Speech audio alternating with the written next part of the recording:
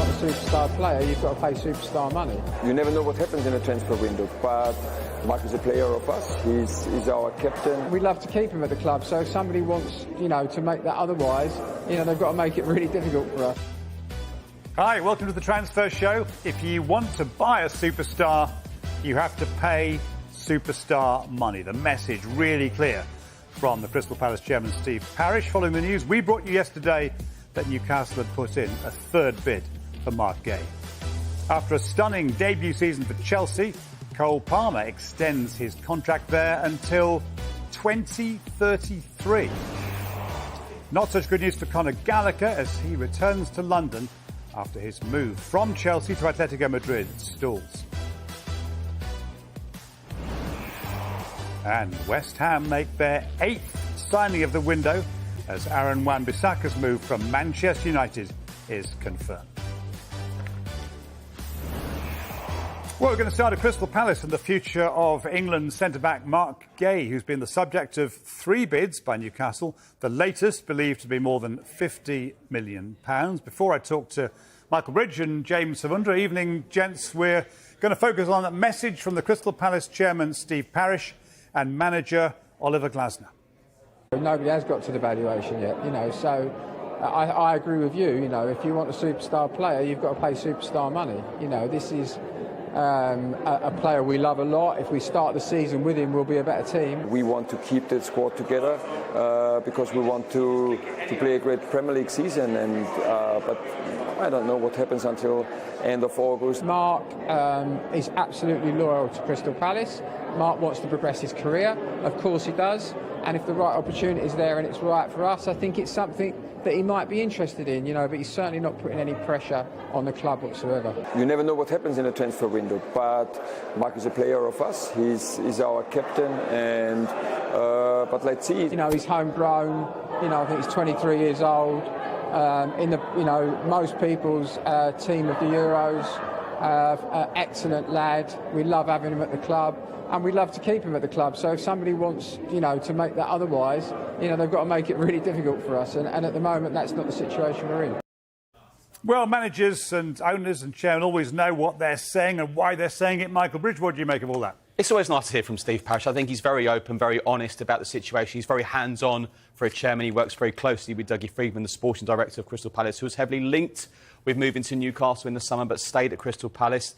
And I think it's very clear what he's saying. This is someone they regard very highly, and it's clear that the third bid, although we don't know for certain in terms of whether it's been rejected, it sounds, listening to Steve Parish there, that it's not met the valuation, and we understand the valuation for Mark Gay is around £65 million.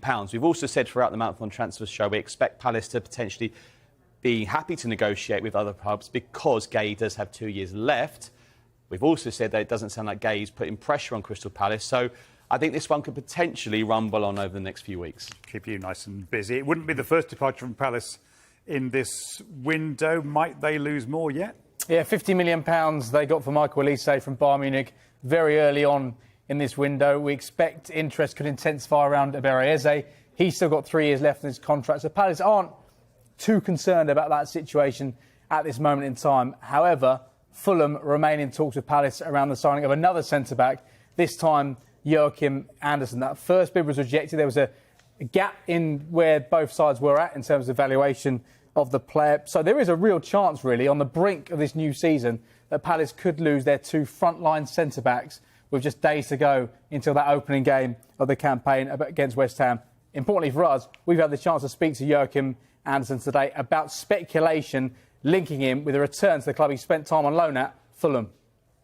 I can't say much. I can't say I have 2 years left on my contract. That's it, really. Is it flattering? It's always nice when clubs want you.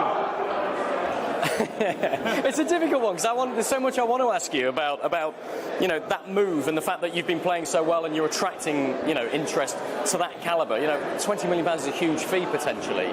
That must be a real positive for you and boost your confidence.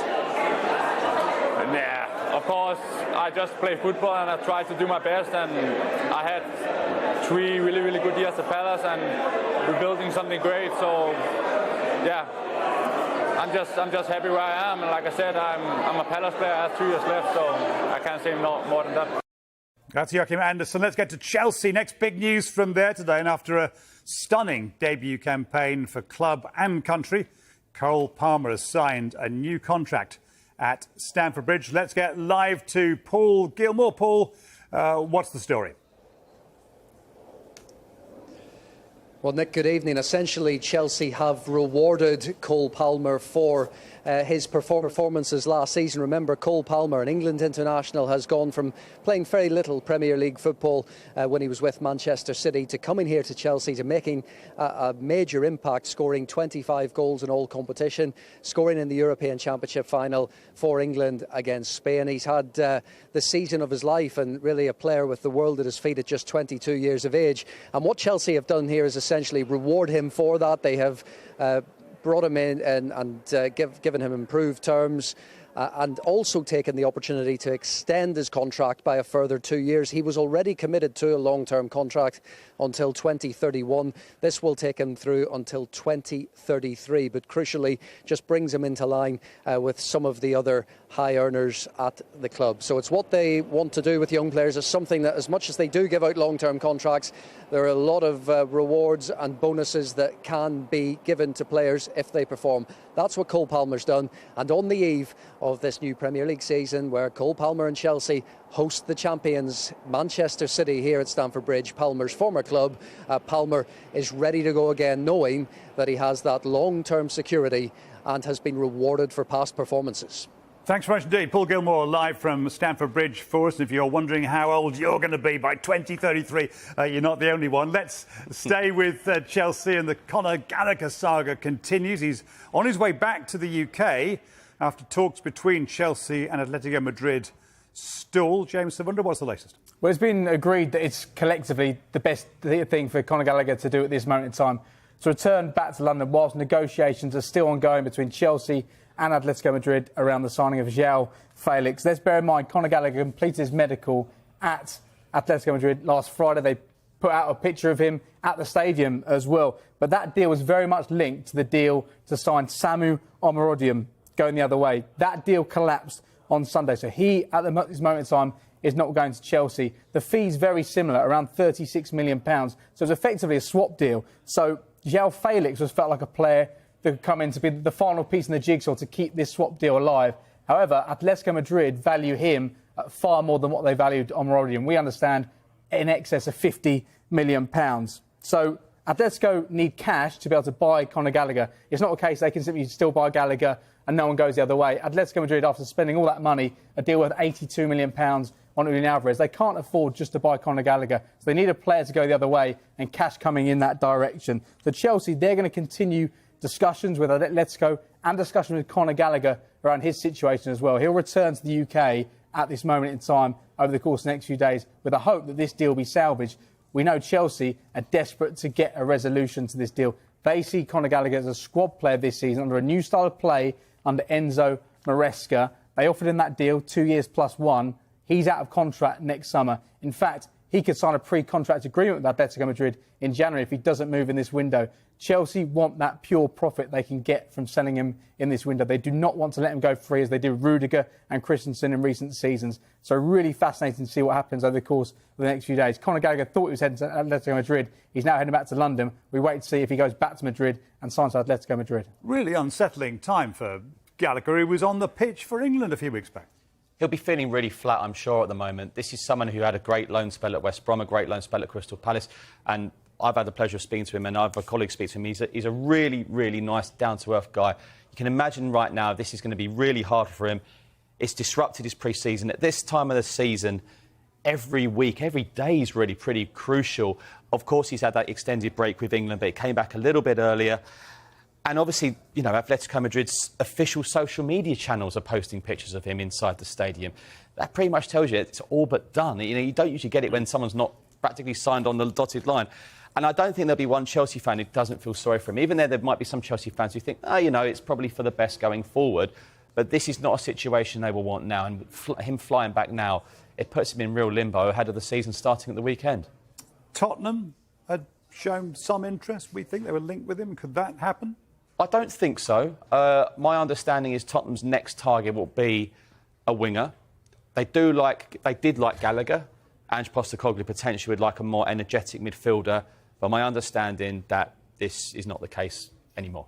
And on that note, another line from Chelsea, Gonzalo Ramos. There was some conversation about him potentially being linked to Chelsea. We understand that's not the case. He only joined PSG from Benfica last summer, scored 11 goals, they won the title. But whilst Chelsea are looking to wrap up a deal for João Felix, who can play as a striker, a second striker across the front line, we understand at this moment in time, Gonzalo Ramos is not a player of interest to Chelsea.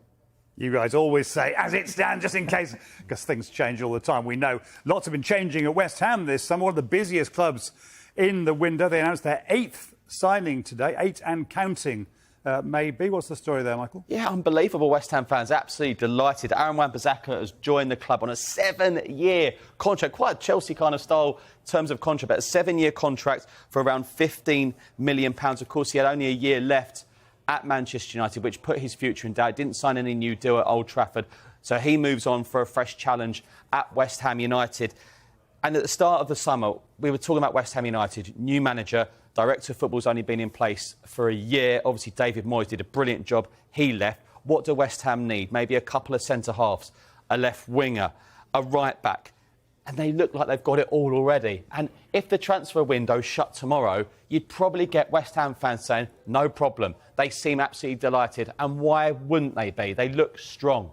And this one feels like a pretty good deal for everybody, doesn't it? Yeah, from Aaron Wan-Bissaka's point of view, he heads back to London, a chance to prove himself at a big club in the form of West Ham, who've got big ambitions under Tim Starton as technical director and Ulan Lopetegui as their new head coach. For West Ham, they get a player who's played nearly 200 times for one of the biggest clubs in the world in Manchester United over the course of the last 5 years. For Manchester United, Aaron Wan-Bissaka is out of contract, was due to be out of contract next summer. There were no active conversations about extending his time at Old Trafford. So there's a real danger that he could leave the club as a free agent next summer, a player they spent more than £50 million on six years ago. So for Manchester United, they're getting £15 million for a player who I think they're ready to move on from now. Well, let's look at it from the Manchester United point of view, James. Does it now mean that the signing of Noussair Mazraoui is almost definitely, dare I say that, as it stands, we think it's going to happen, and Matthijs de Ligt as well? Yes, that Mazraoui deal was very much linked to Wan-Bissaka departing. So now that's happened, the Mazraoui deal can take place. But we know both players completed their medical yesterday, so confirmation of those deals could come imminently. They need to be registered by Thursday at midday to be available to play for Manchester United in that opening game of the Premier League season against Fulham at Old Trafford on Friday night. So if and when those deals are signed off, Manchester United will sign 4 players before the start of the new season, which is something that's pretty much unheard of in the last few seasons for Manchester United fans. OK, James, Michael, stay with us, because next we're going to discuss Arsenal's transfer business. Could they be about to lose a striker and a goalkeeper?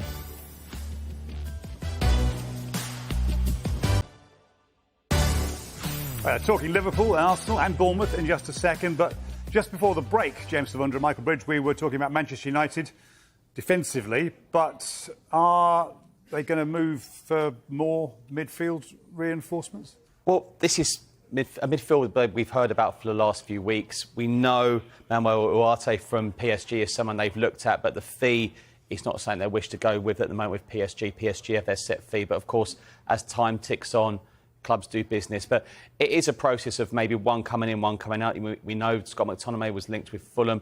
That didn't happen. Casemiro is now staying. So it's been Sofra and Amrabat. That was another name linked back with Manchester United. They had him there last season, didn't they? Yusuf Fofana from Monaco has been mentioned. Sander Berge from Burnley has been mentioned, who missed the win against Fulham, against Luton last night with a slight injury. So it does look like that's where Manchester United are heading for now. But they've been pretty busy so far. It does feel like Manchester United potentially now need to sell well to bring a big money signing, if anything, in the centre of the park. I think there was an expectation, perhaps a hope maybe, that Casemiro may move on this summer and head to the Saudi Pro League, but that interest has now cooled. Scott McTominay, we know Fulham went in with 2 separate bids. We're not sure at this moment in time they'll go in with another bid for Scott McTominay. So with those 2 players staying, it does make it difficult for United to strengthen in midfield. I think a lot of people feel that they need to strengthen in midfield, but I think they need to create space in the squad and budget as well to go back into the market. There's a huge amount of excitement about what Manchester United have done in this window already, and without one to pull cold water on it, it does feel like United potentially need to look at getting players out before they can really look at strengthening that midfield. OK, talking of strengthening your midfield, Liverpool thought they were going to do that with Martin Zubimendi, but he has decided to stay at Real Sociedad despite the expectations that he would leave the Spanish club this summer. How big a blow is this, Michael, to Liverpool and Arne Slot? I think it is, given, one, that they've not signed anyone yet. Two, it maybe give the squad a bit of a freshen up. It's the same squad, which can be a good thing as well, because a year ago we talked about Mo Salah potentially moving to Saudi Arabia. That never happened. He's still there. So they've got that continuity squad-wise, but maybe just to freshen the squad up slightly. And when you listen to what Liverpool particularly need, you keep hearing about the number 6 position was the key. And we know this player in particular, when he came on for Rodri, I mean, I think a lot of England fans were really hopeful when Rodri went off, and we saw no difference in Spain, actually. They were fantastic, weren't they? So it is a blow for Liverpool, because it can't kind of come out of the blue. Whether the players now being told maybe that stay in, there might be a massive Spanish club after you in a year's time, we don't know. But Liverpool will have to move on. Look, they've had a really good pre-season. They've impressed. I saw the goals they scored the other day, and I know it's pre-season, and it means nothing if you don't beat Ipswich on the opening day, but there have been good signs. It's been positive. But, of course, it'd be nice to get maybe 1 or 2 in before the window. I've heard some Liverpool fans already saying maybe if it had been Jurgen Klopp saying to Zubimendi, come and play for me, it might have been different.